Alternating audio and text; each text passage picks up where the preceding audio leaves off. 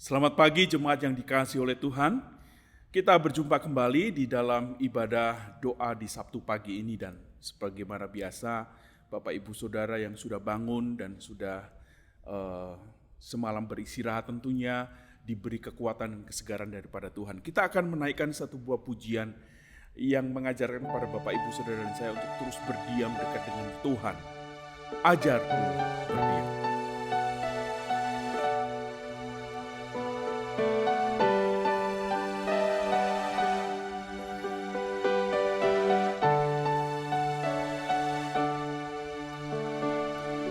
Ajarku berdiam dekat di hatimu, di saat ku berpaling temukan cintamu. Di sana kau menanti untuk bawaku lagi bersekutu dalam damai yang sejati. Oh, ku damba hadirmu. Oh, inilah rinduku. Hidupku hanyalah untukmu, segenap hatiku kagum akan kebaikanmu, dan nafasku menceritakan kasihmu. Ajarku berdiam dekat di hatimu.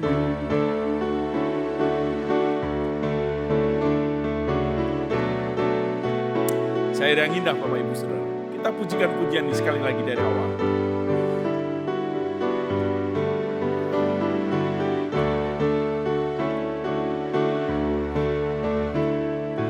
Ajarku berdiam dekat di hatimu, di saat ku berpaling ku temukan cintamu.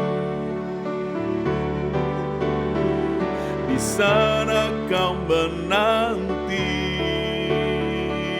untuk bawaku lagi bersekutu dalam damai yang sejati. Oh, ku damba hadirmu. Oh, inilah rinduku. Hidupku hanyalah untukmu, segenap hatiku kagum akan kebaikanmu, dan nafasku menceritakan kasihmu. Ajarku berdiam dekat di hatimu. Ajarku berdiam dekat di hatimu. Ajarku berdiam dekat di hatimu.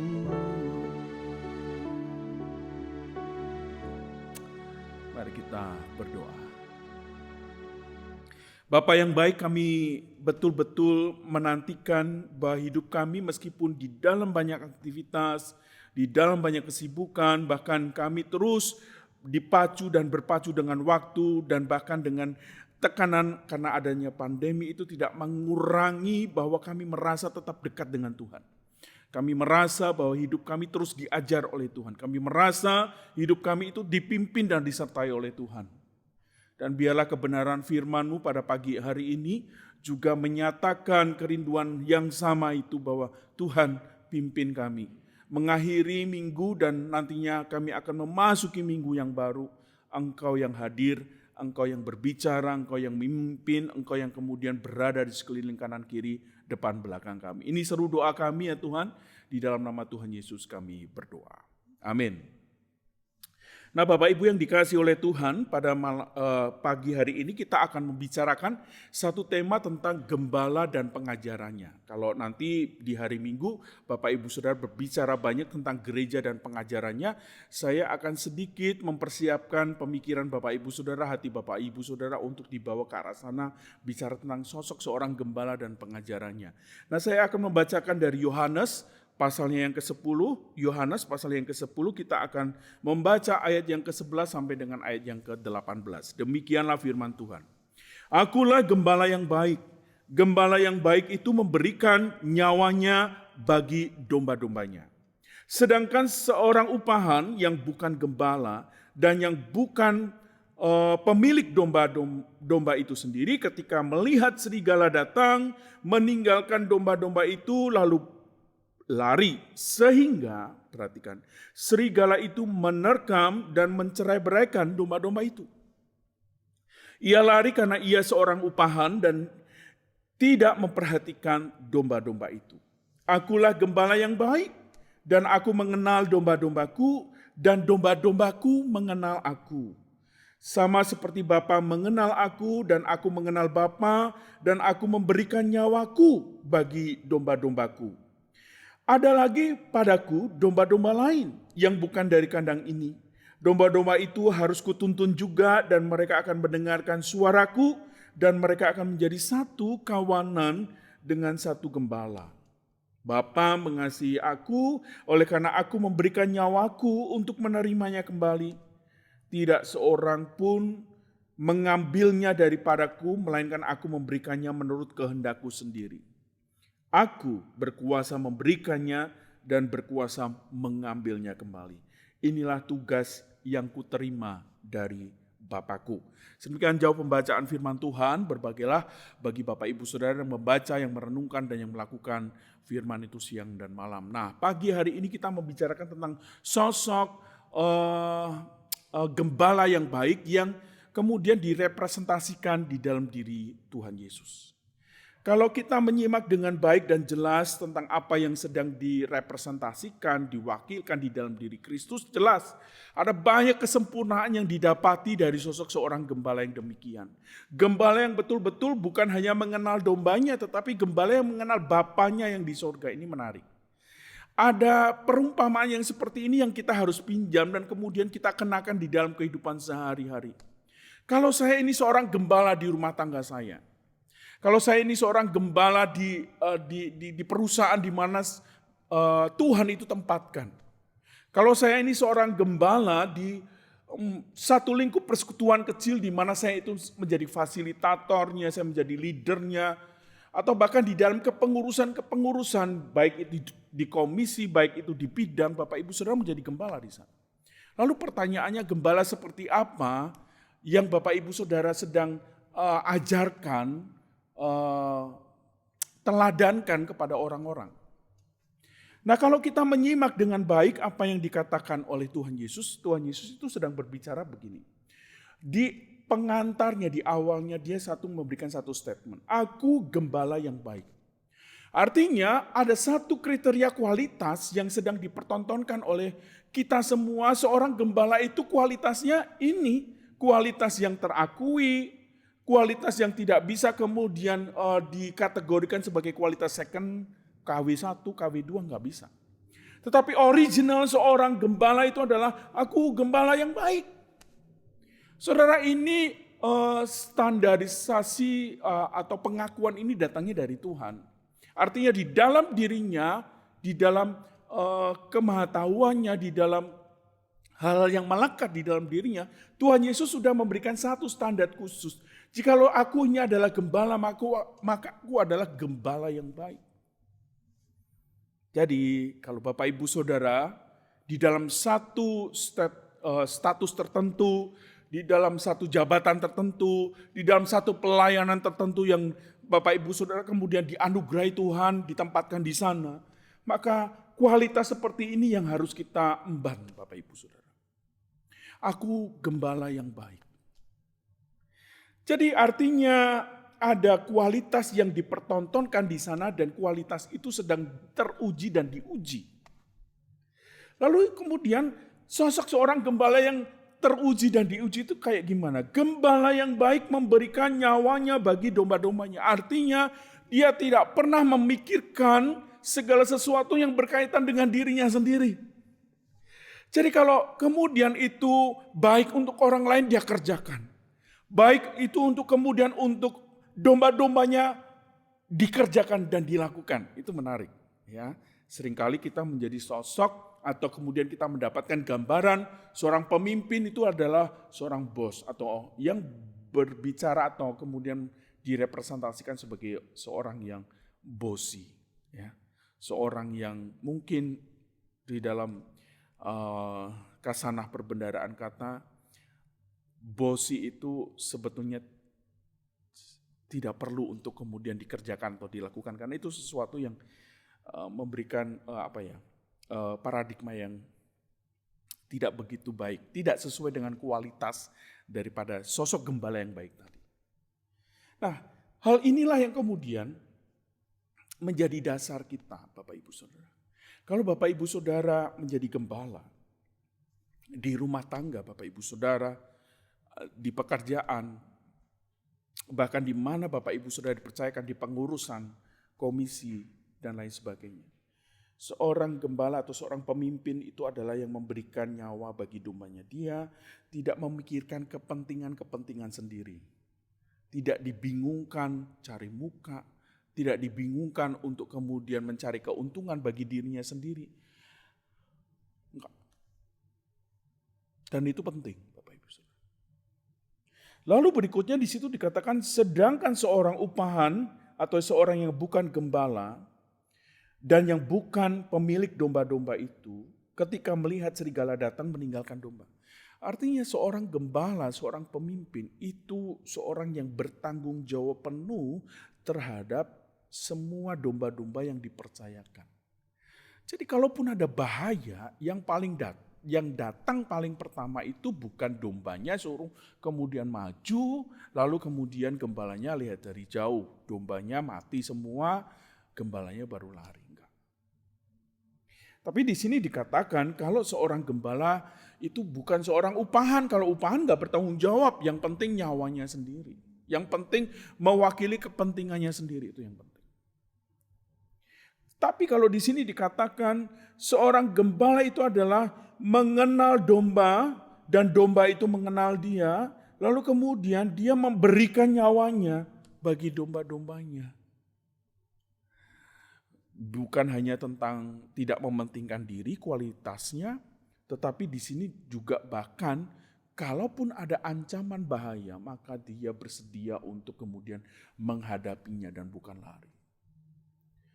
Jadi di dalam pengajaran kehidupan itu jelas kemudian terlihat dengan gamblang di dalam kehidupannya. Apakah ketika dia ada masalah dia lari dari masalah itu, atau justru kemudian dia berani menghadapi masalah itu dan bahkan dia berani menyelesaikannya untuk kepentingan banyak orang. Saudara, jadi gembala yang baik itu udah gak gampang. Tidak mikirin diri, kalau ada bahaya dia yang nomor satu menghadapinya, lalu kemudian dia menyelesaikan masalah itu. Bahkan kalaupun sampai tuntutannya itu adalah bahaya bagi dirinya sendiri, dia abaikan semuanya itu. Karena sesungguhnya dia sudah memberikan hidupnya. Jadi memberikan nyawa bukan hanya sekedar dia bersedia berkorban apapun juga bagi domba-dombanya, tetapi dia memberikan hidupnya, perhatiannya untuk domba-dombanya. Jadi saudara, menjadi pemimpin ini memang gak gampang. Dan kalaupun menjadi seorang pemimpin akan terus diuji dan teruji, baik itu internal masalahnya, baik itu eksternal masalahnya, semuanya akan teruji dan diuji terus.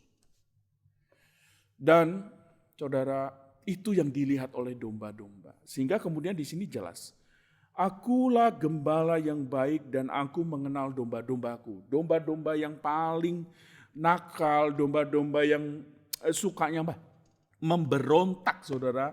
Domba yang sukanya ngeyel mau kemana, saudara. Domba yang kemudian gampang sekali tersesat itu. Domba yang digambarkan sebagai perwakilan dari hewan yang paling bodoh. Saudara. Tapi gembala ini mengenal dombanya. Saudara, kalau kita mengandaikan beberapa perumpamaan di Alkitab ketika Tuhan Yesus membicarakan tentang domba.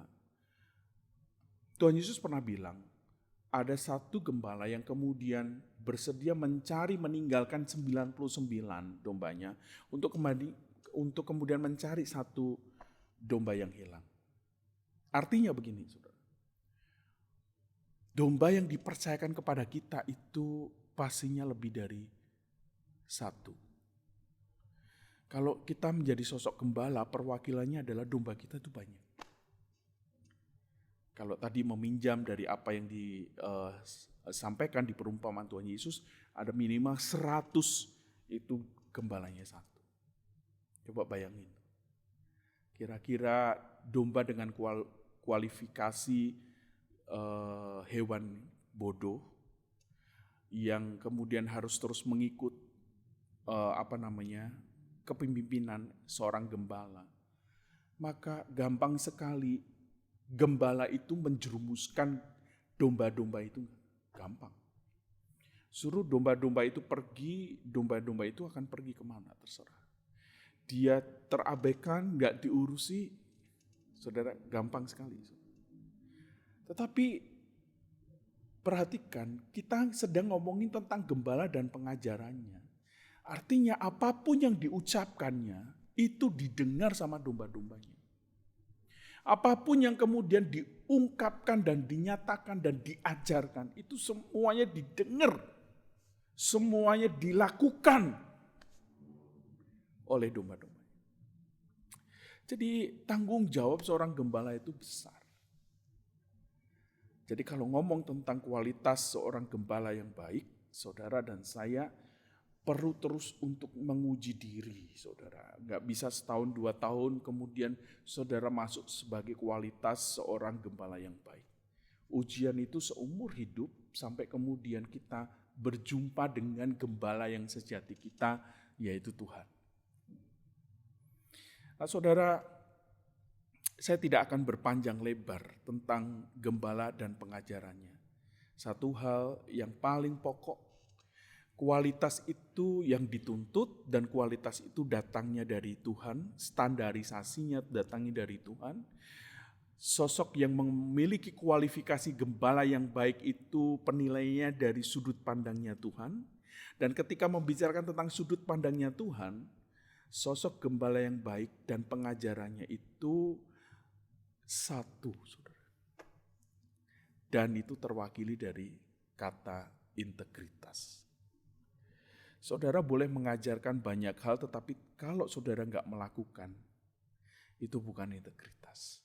Mari, dimanapun saudara ditempatkan menjadi sosok gembala yang baik, pengajaran saudara itu harusnya jadi satu daging dengan apa yang kita lakukan.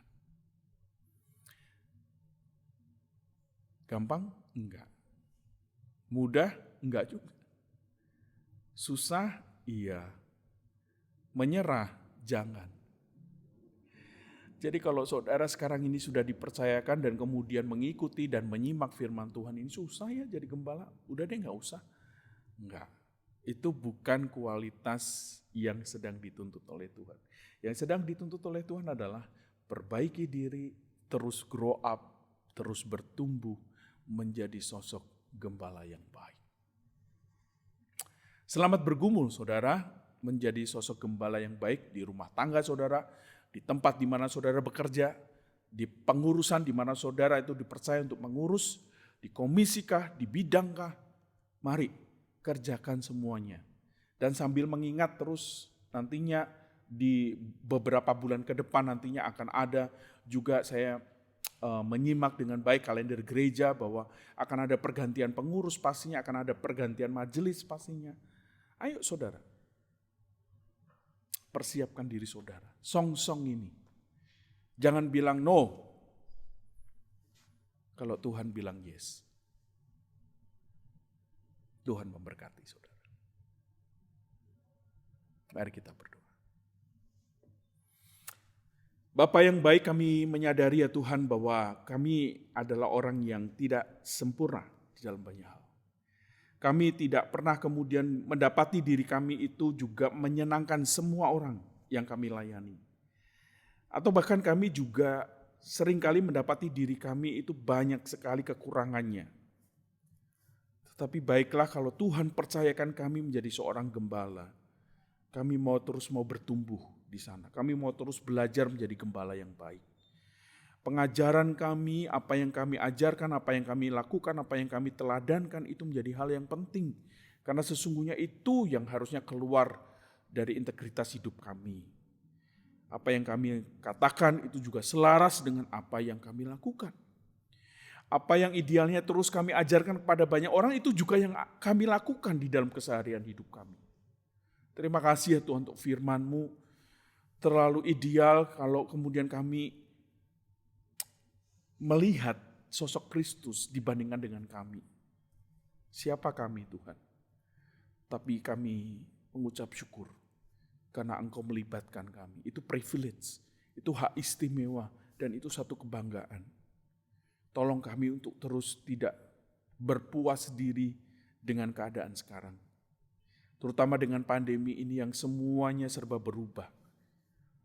Semuanya tidak bisa kemudian menjadi normal kembali. Tuhan, tolong kami, ajar kami, beri terus hikmat bagi kami. Kami menyerahkan semuanya. Kami mengingat juga untuk jemaat yang bersama-sama dengan kami berdoa pada pagi hari ini. Tuhan, beri hati kami untuk juga bisa menjadi pelaku-pelaku firman yang baik. Di dalam nama Tuhan Yesus kami berdoa. Amin. Nah, Bapak Ibu yang dikasihi oleh Tuhan, pada pagi hari ini, nanti setelah usai dari hal ini akan ada tayangan pokok-pokok doa. Bapak Ibu Saudara boleh membawa pokok-pokok doa itu di dalam doa syafaat pribadi Bapak Ibu Saudara. Dan sekali lagi, selamat weekend, selamat beraktivitas kembali. Tuhan memberkati Bapak Ibu Saudara.